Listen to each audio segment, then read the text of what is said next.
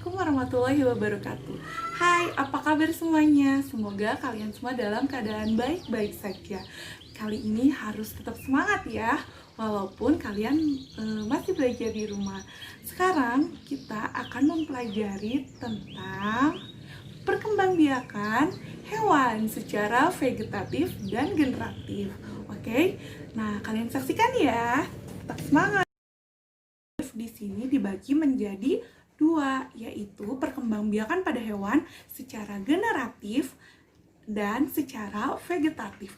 Kalau generatif berarti harus ada dua induk, yaitu jantan dan betina. Sedangkan kalau vegetatif berarti hanya ada satu induk, seperti itu ya. Nah, pengetahuan yang akan kita dapat yaitu yang pertama, perkembangbiakan hewan secara generatif. Yang kedua, perkembangbiakan hewan secara vegetatif. Nah, generatif pada hewan yaitu contohnya adalah secara ovipar atau bertelur. Contoh di sini adalah ayam. Dan yang kedua, secara vivipar atau melahirkan. Contohnya di sini ada kucing. Nah, selanjutnya adalah ovovivipar atau secara bertelur melahirkan. Nah, di sini ada platypus ya, karena platypus itu adalah salah satu mamalia yang bertelur. Nah, ovipar contohnya di sini atau yang bertelur adalah burung, bebek, penyu. Dan yang kedua adalah vivipar. Ada kambing, ada jerapah, dan ada hewan laut paus. Ovovivipar yang ketiga itu contohnya adalah pari, kadal, dan platypus. Nah, di sini nanti kalian bisa cari contoh hewan lainnya ya. Oke? Nah, sekarang di sini Ibu memiliki video platypus. Kita lihat ya. Nah, di sini ada terdapat video tentang platypus. Platypus itu banyaknya di Australia. Nah, kalau kalian lihat di sini adalah hewan platypus yang dia juga bisa hidup di air juga. Nah, setelah itu kita akan belajar tentang vegetatif pada hewan.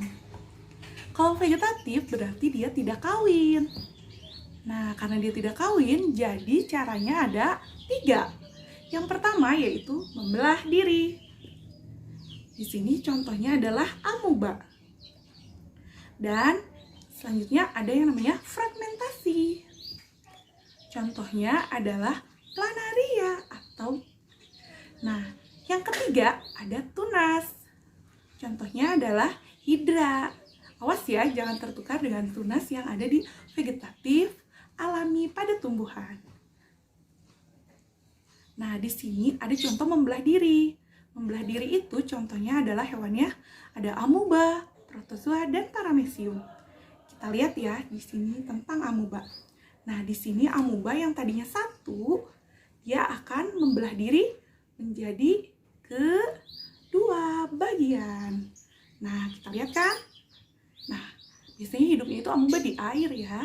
Bentuknya seperti itu. Nah, nanti lama-kelamaan ya akan membagi dirinya yang tadinya satu menjadi 2 seperti ini, gitu ya. Nah, selanjutnya ada yang namanya fragmentasi. Kalau fragmentasi itu contohnya ada cacing pita, ada planaria, dan ada bintang laut. Nah, di sini kita lihat ya. Nah, di sini adalah salah satu contoh fragmentasi. Kalian bisa bedakan ya. Nah, seperti ini.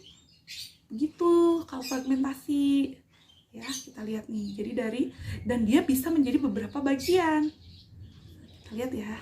Nah, seperti itu. Dia bisa menjadi beberapa bagian. Itu yang namanya adalah fragmentasi, dan di sini kebetulan contohnya adalah planaria.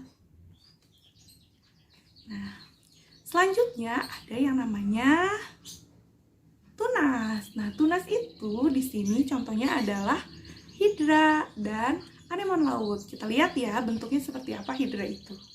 Nah, ini dia hidra. Kalau kamu lihat di situ ada satu induknya, dan di sebelah-sebelahnya itu ada seperti tumbuh tunasnya. Nah, itu adalah hidra. Ya, nah seperti ini. Nah, jangan lupa ya like and subscribe. Terima kasih.